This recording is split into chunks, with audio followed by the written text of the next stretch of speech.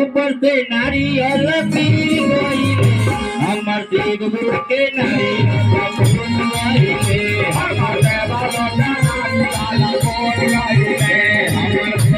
के